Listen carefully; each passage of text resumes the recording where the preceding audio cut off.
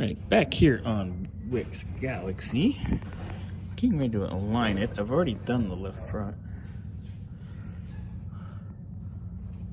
So use our digital caster camber gauge. And I already set the left front at 1.5 degrees negative camber and 2.5 degrees of caster. So we're going to try to match that on this side. So this side is 3 degrees, whereas our other side was 1.5. So we're going to have to stand this tire up a little bit. Easy enough.